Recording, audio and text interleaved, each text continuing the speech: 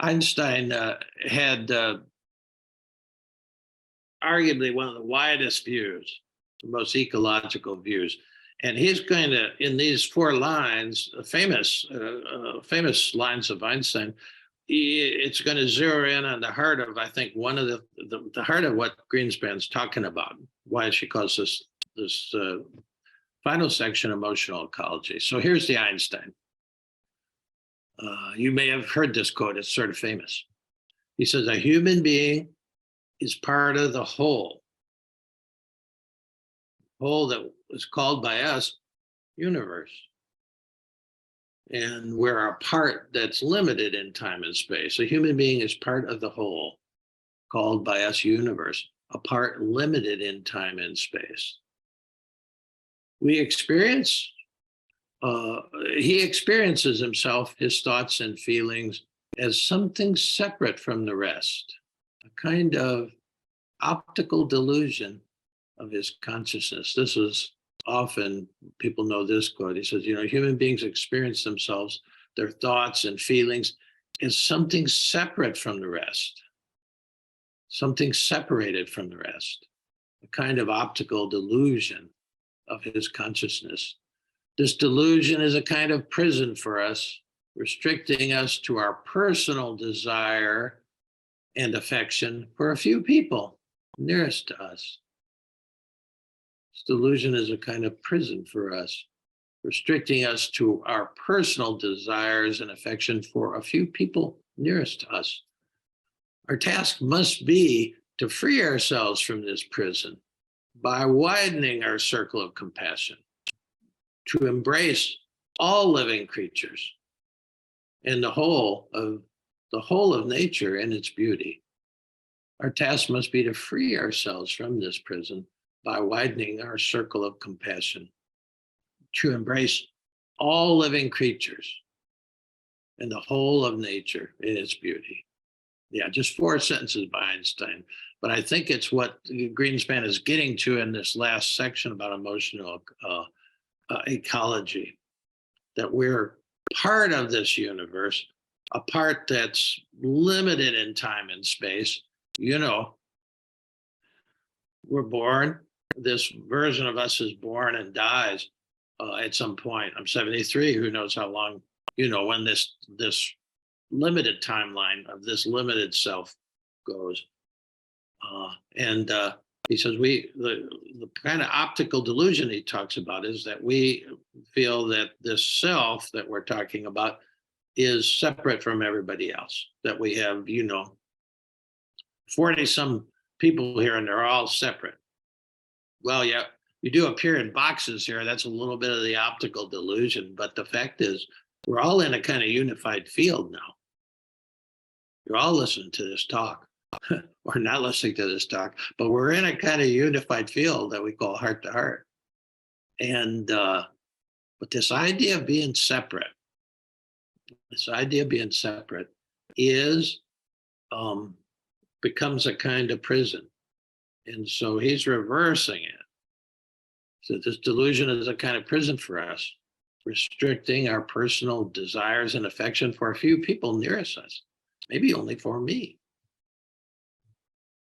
And then this is his question. Our task must be to free ourselves from this prison by widening our circle of compassion. That's a key. That's a key image for me. Widening our circle of compassion to embrace all living creatures and the whole of nature and its beauty. That is what happens on the spiritual journey. There's a widening of who you consider family. It's a great part in the Gospel of Mark.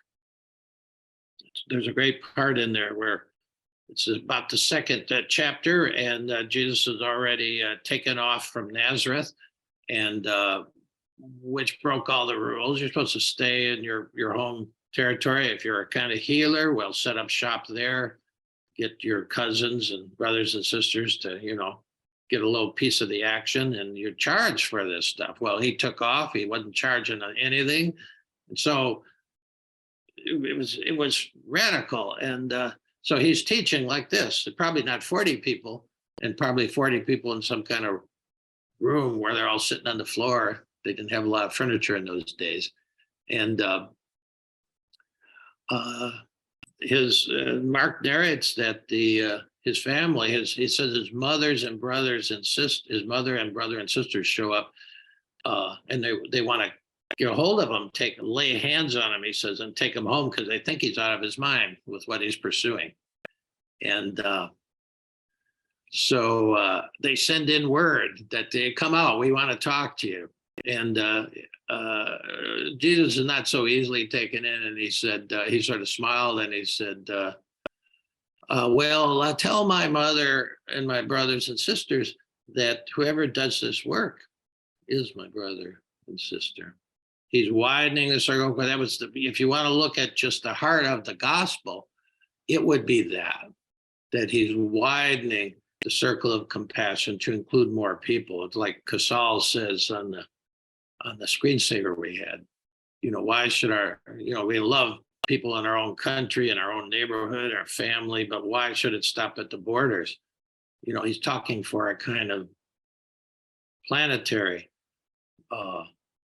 widening, an ecological view. Jesus had that same view that, he had all kinds of guys who didn't get along, who are from different walks of life and different bloodlines and everything. And he gathered them all in community, just like us.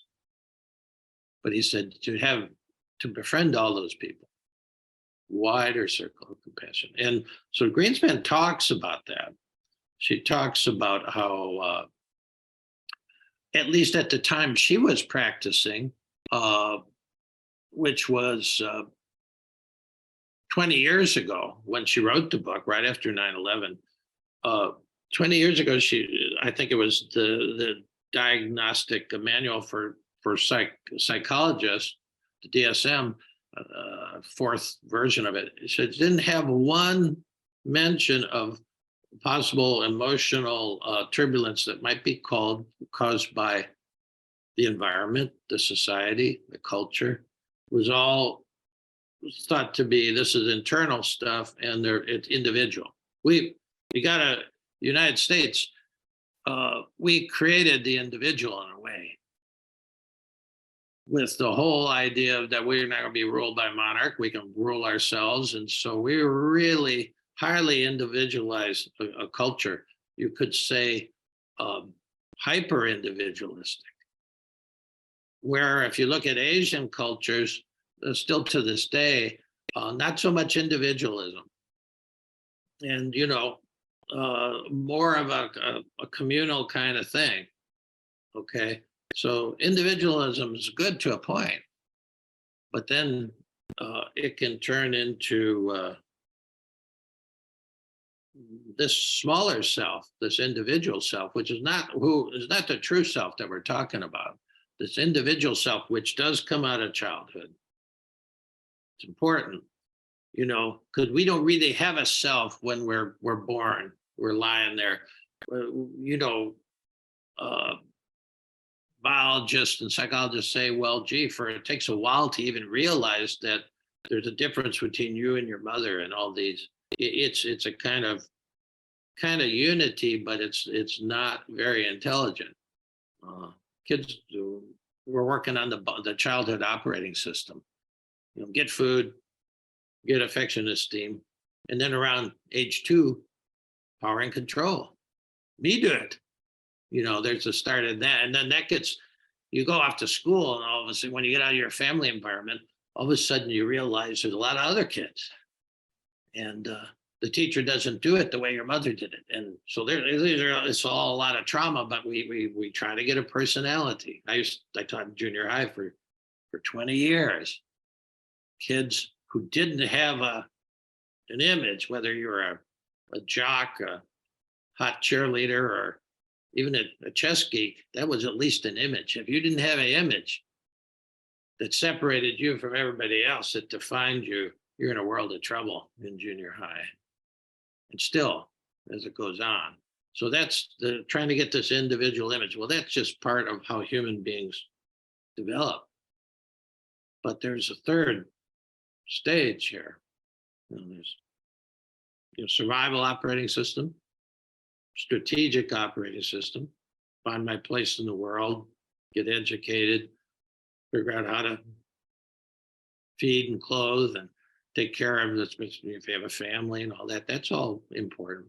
But at some point, then you go into this third thing, which is relating to all of this, which I call, the sacred operating system. That's the heart.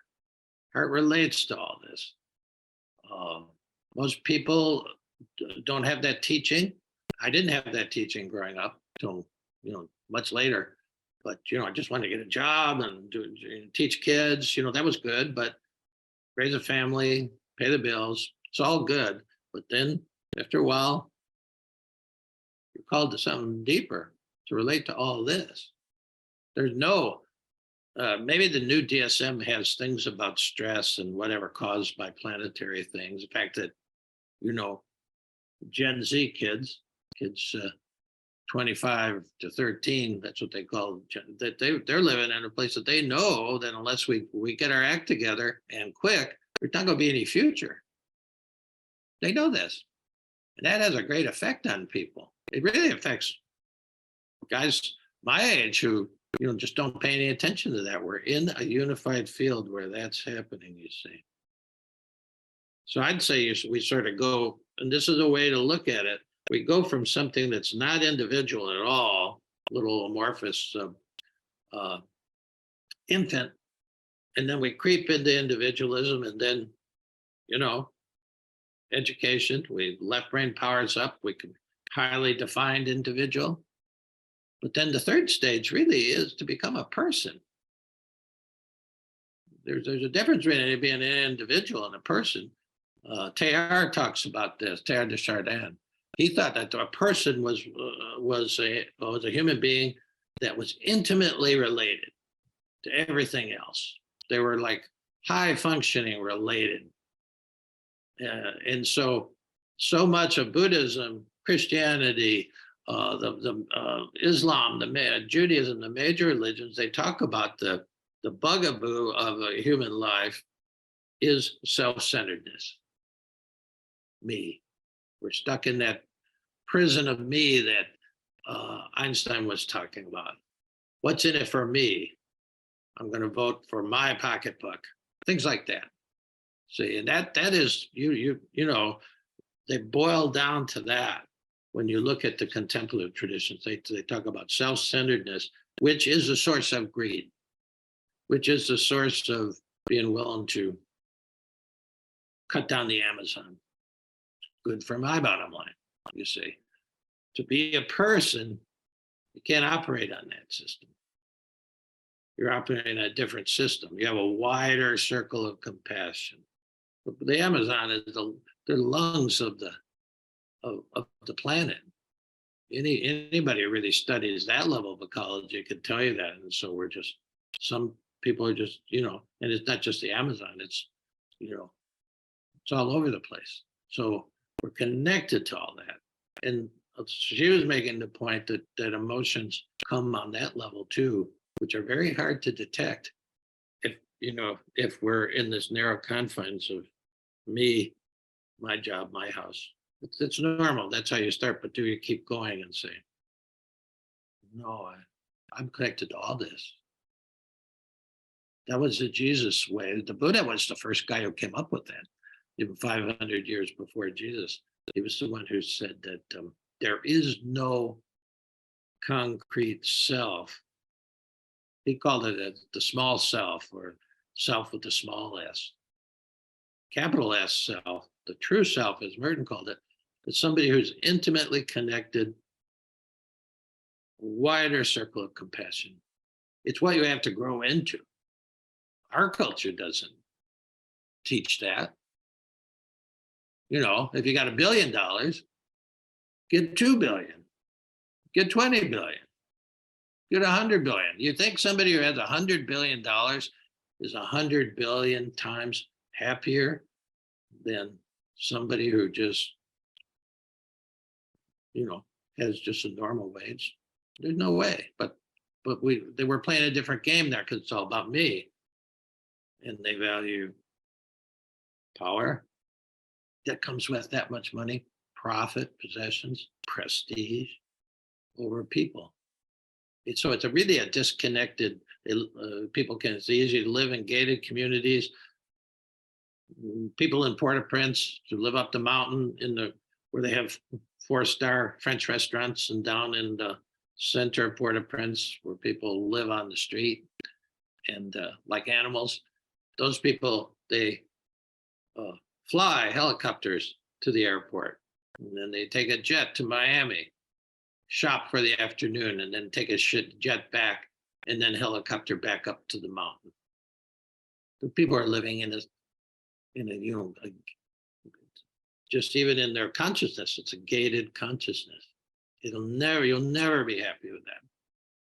I don't care how much money you have. And so that's what the teachings are, and that's what she's addressing in this. She said a lot of very interesting thing about, depending on your temperament, you can carry other people's emotions, or depending on your temperament, you could be easily bystander, just watch people suffer, but just say, well, gee, what can I do?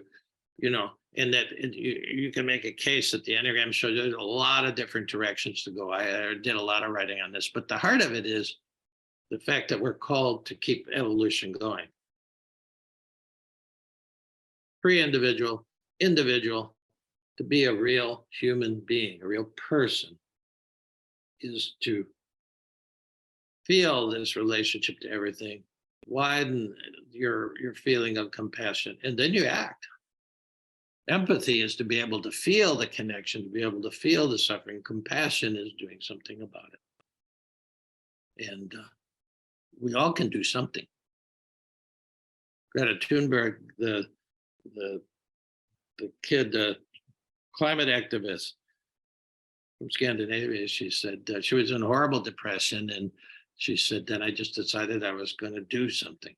So she started skipping school on Friday and protesting with a sign for the climate. And it pulled her out. She's still extreme sadness. There's a difference between sadness and depression. How could you not be sad in a world like this?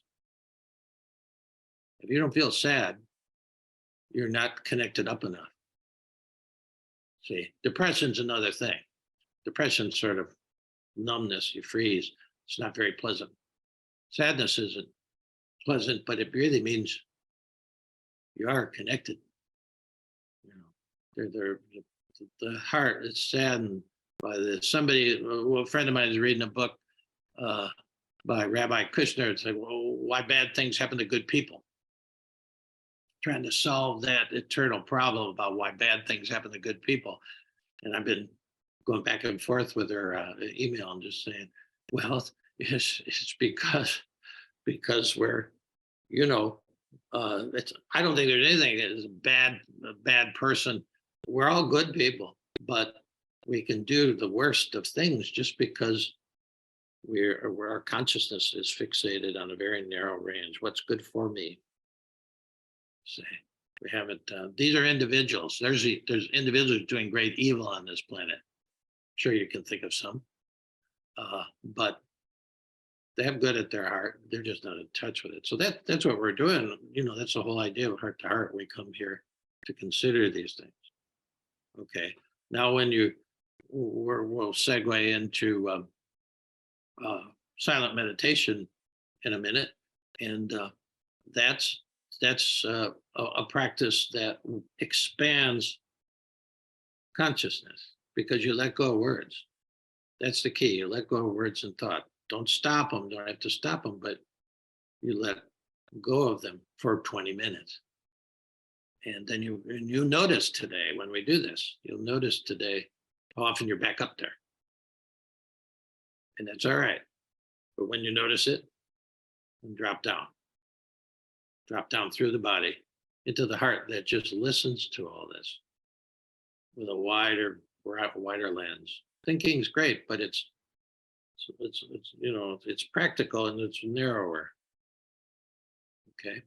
All right. Well, I think that's enough. Do get the book and put it on your shelf. It'll save you some time. All right. Well, I think that's good for today. We'll get ready to sit.